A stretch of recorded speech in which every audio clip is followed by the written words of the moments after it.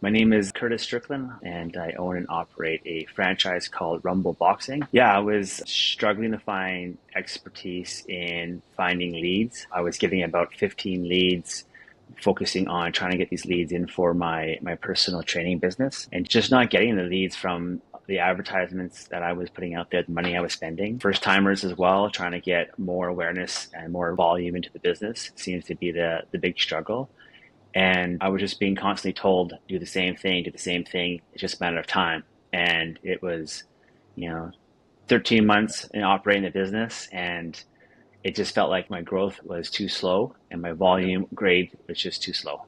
So I needed to find somebody in some group that actually got it, new tools that were actually proven and understood the business better. What's the bit of the difference so far with what you were doing with us versus what you were told to just keep doing with your other attempts? The first thing was, really digging into how we set up the ads, the meta ads, how we articulate the avatar, the actual client, and digging into the deep levels of that pain points, the whys, and then putting it all out there, like writing it all up in the advertisement. That was the biggest change I've seen compared to the standard setup. I felt like a call center as soon as I started going. It was just endless amounts of leads coming in and I couldn't keep up. I had a better problem, right? So that was probably the biggest change. That's cool. So before you joined it, obviously, we're seeing the change now, which is great, but what were you hesitant about before joining? Like, what were some of the things you were telling yourself that you weren't able to do or might not work? Yeah, I think my relationship with being kind of like sales, Yep.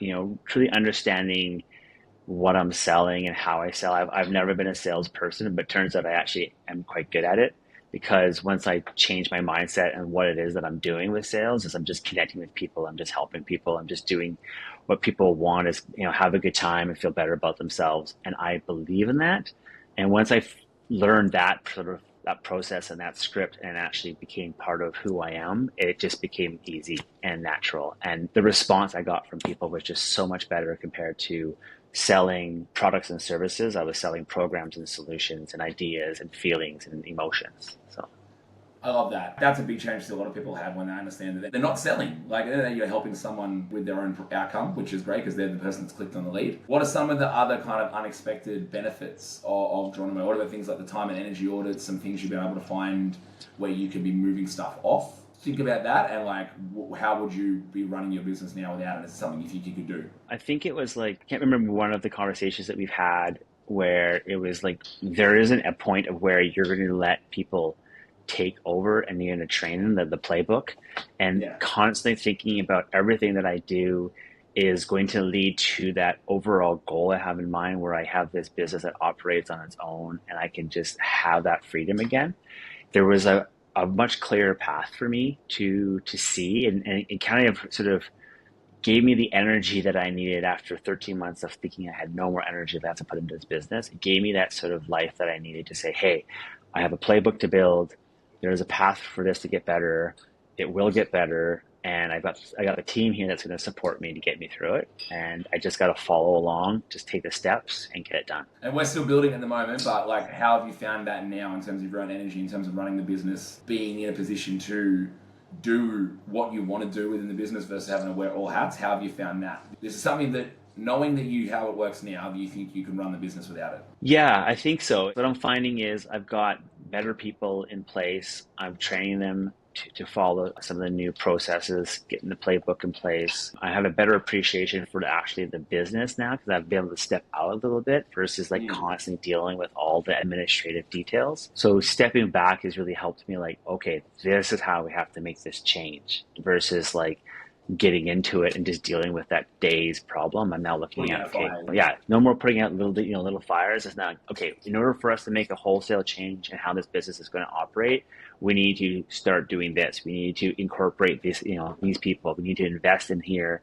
And then we're going to start seeing some of that return coming around. One of the biggest things I had was my expenses. I've been so focused on just revenue that when I finally hit that point in my revenue, I'm like, yes, I finally made that amount.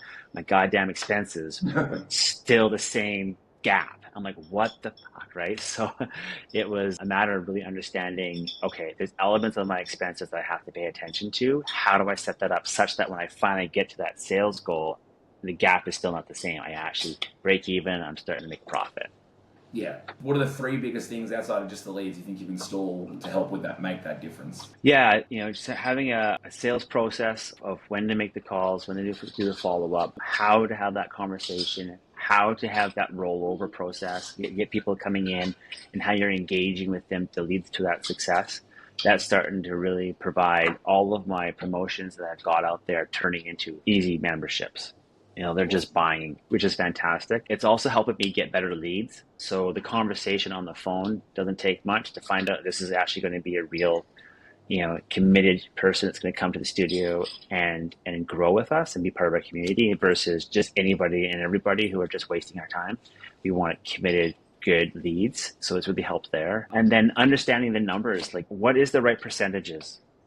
For your cost, what is the right percentages for your trainers, how to get your trainers to be motivated, and how do you do some of the things we talked about was KPIs and incentivize the team, what makes sense, what works, what is industry norms, like it's all unknown, and having a team of people that you can collaborate with and communicate with and discuss what works, what hasn't worked is just like it gives you that amount of confidence that you need to say no, this is right. We just got to believe in it. We just got to make it work. Let's do this, right? Versus constantly in this, I don't know, let's just see what happens. And then start turning into that blame game, right? So, yes, the limiting beliefs mindset.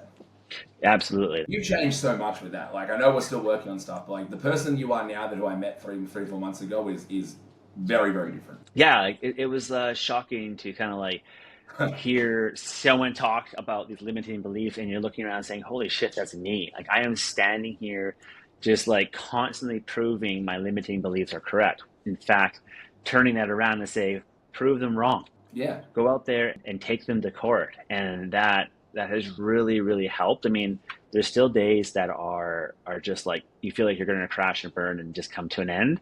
But there's less of those now than ever, which is fantastic. That's what I like to hear. That's kind of the unexpected benefits of being part of it, I suppose, isn't it? It is, absolutely. You don't realize that until you start having those conversations with the group and you're like, I think there was one session where I was called out and it brought me to tears and I was just like, fuck, this team, they've got me. They're here to help me. Everyone believes it. And I was just like, hey, out there, world, has anyone struggled with making break even? And everyone just poured their truth to me, their heart out. And they just told me exactly where they were, how long it took to keep going, keep pushing, it'll happen. And you don't know, it's incredible, right? Like it's so valuable to have that kind of support from especially people from all over the world. It's pretty cool. That's sick. That's cool. Yeah. If you could go back and give some advice to your past self or even anyone else thinking about, they're in the same position that you were or what would that be and what would you say to those people? The day you fucking open. The day you open. The day you start thinking about doing something like this. And from my perspective, I had a lot of faith in the support from the franchise owners, but they had their sort of recipe, their playbook that worked for them. When I came to the realization that it wasn't working for me, I just wish I started earlier. If I had started earlier, I think I would be break even in a much better position right now, mentally more focused and the team set up better.